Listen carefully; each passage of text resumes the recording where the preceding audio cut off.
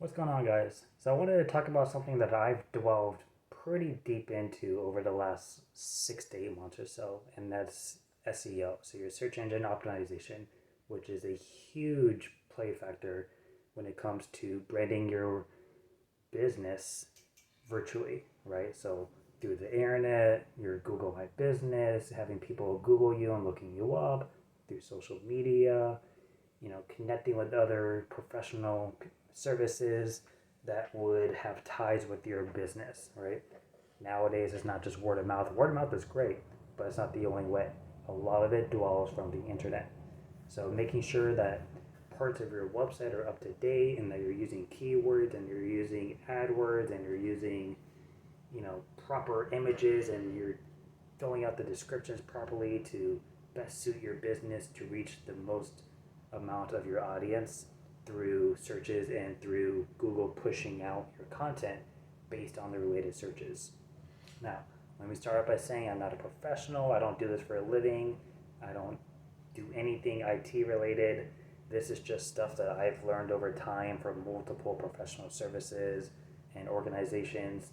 Utilize it on my own website. I've seen growth over in Google over the months, especially the months that I make big changes. I keep track of when I make big changes and what I'm doing because I treat it like, say you try a new marketing tactic and you get a call and they say, "Yeah, I saw your sign," right? That tells me that my signs are working. I do the same thing with this.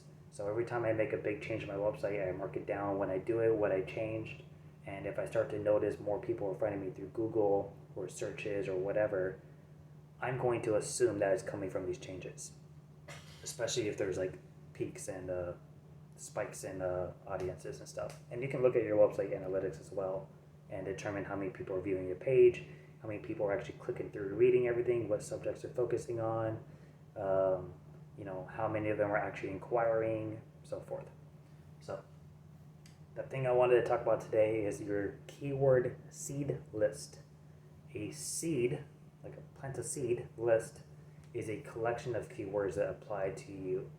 So, for example, keywords for junk removal would be junk hauling, trash pickup, bulk pickup, mattress removal, couch removal, plant removal, clean outs, hoarder homes, whatever.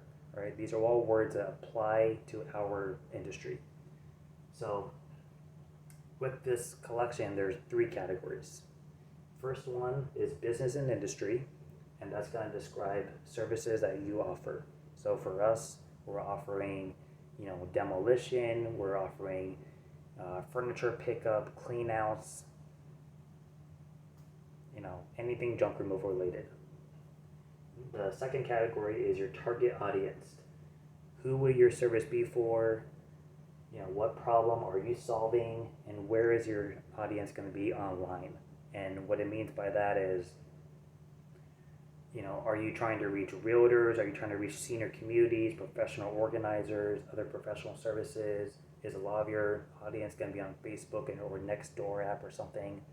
These are all ways you can focus who you market out to and really push for, maybe people who are looking for donation pickups or who, need to do estate sales or something.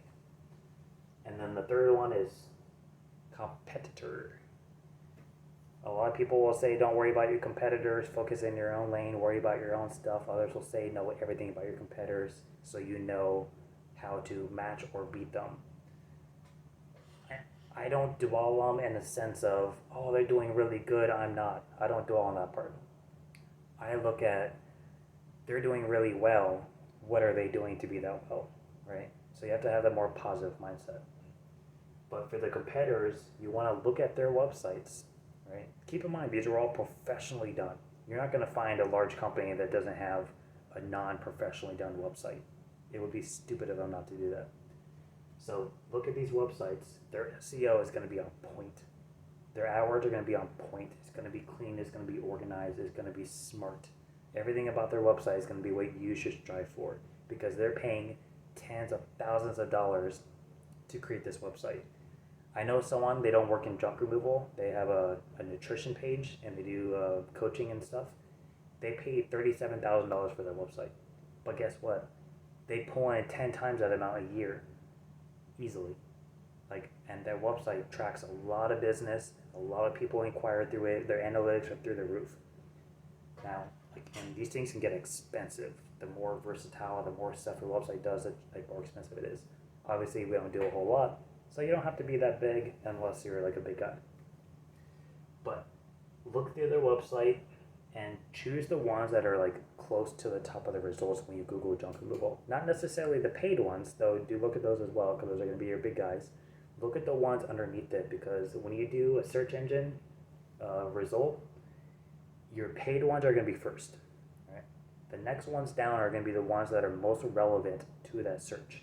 Those are the ones you want to click on to get a better, more realistic view.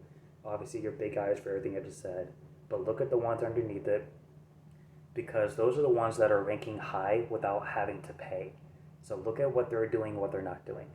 Go through, look for common keywords used. Are they mentioning junk removal multiple times? Is there a lot of talk about donations or recycling or responsible disposal? Are they talking about, the best price in town, the biggest trucks, whatever? Right? Look at what they're doing. And if you notice something that they have repetitively used, let's say they talk about the history of their business a lot and how they started, if you see that on multiple parts of the website and you don't have that on yours, consider adding that to your website. It doesn't have to be a whole big massive page, but maybe put a little paragraph, especially if you're a local business. I think you should because it helps you connect to the community more. But have a little paragraph that talks about, we used to be so and so, and I started this business because I wanted to help relieve stress from people's lives of having to deal with all this extra clutter and not having a means to get rid of it and not having to fork out, this expensive penny for trash by hiring this high-end company. Whatever. It's whatever your reason for going into business, basically. Even if it's just to make money, make a story that doesn't necessarily revolve around money, but try to think of something to help connect with your audience. If your goal is money, even, you could just say, I worked X years of my life for other people, got tired of it, and wanted to start something I could create into my own. Junk removal is a perfect position to do that because it doesn't require a lot of experience. It doesn't require a lot of fun. Overall, it's a very lucrative business that can be done anywhere, and everyone needs it. So even if you're not in it for, a sole... What are you looking at? I hate when your cat just stares off into a random space for no reason. They're just like dead set. Anywho's, consider adding those topics to your website. And then just a few tips. When you look up, let's say, junk removal, scroll down to the very bottom of the page. Those will usually be your related searches. It'll actually have a thing that says related searches. Click on those because those are more likely to show you the actual keywords that are relatable to your service. And those are the ones that you kind of want to focus on. It'll basically give you your own C list of words. And then next up, let's say you find a few new keywords that you didn't already have originally and you're kind of unsure about, Google them. Let's say you didn't have, I don't know, junk hauling in your keyword list. For your area, Google junk hauling near me and see what pops up. Maybe the word hauling isn't as used in your area, or a lot of people aren't familiar with the word hauling. They know junk removal, but they don't know hauling. You're hauling stuff off. Not everyone uses those terms. I didn't know what it was until I started doing the moving company, and I worked with the junk removal. So try Googling that, see what works in your area. If you're looking up mattress removal or mattress disposal, see which one pops up more results. Is mattress removal better or is mattress disposal better? And then search from your customer's point of view. So like any other service or product, you're solving a problem for someone else. So you want to be able to see yourself from their point of view.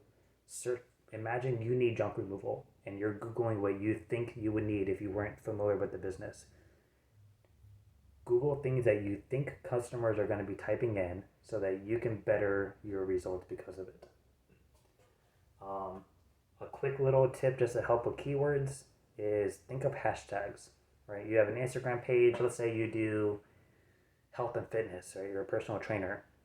You're going to have nutrition, food, healthy diet, healthy eating, gym, workout, fitness, health, nutrition, whatever, right? You're going to have everything that applies to your category, even if it's not directly involved. Same thing with the junk removal. You go look at everyone's Instagrams, they're all the same thing. It's junk pickup, junk removal, junk hauling, so and so near you, list out the cities, whatever. But just to kind of, if keywords kind of confuse you, think of hashtags and then just take away the hashtag part. And then lastly, use keywords to connect your business to your business goals. So if your business, or if one of your goals is, let's say, to gain more Instagram followers, right? Let's say this month you want to add, 200 followers to your Instagram or something. Pull out of your C list the words that revolve around social media and plug those in more often. Or push for that when you're doing your social media posts. Try to refer people to your Instagram, right? You can mention on your website, connect with us through these other platforms. And mention Instagram first or something. I know on some websites you can basically insert like a YouTube video. You can insert Instagram posts to like live feeds. So when people are scrolling down, they see that, they go click on it, now they're on Instagram. You can also do that when you're posting on Facebook or you're posting on, whatever the case. Anywhere you're posting, you can say, check us out on Instagram for, daily work feeds of what we do or something. But that is it. This is something I actually find really interesting, the seed list.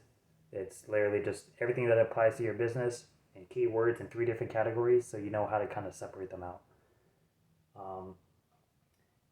If you need more information on the first 2, business and industry, services offered, junk removal, junk demolition, rentals, whatever.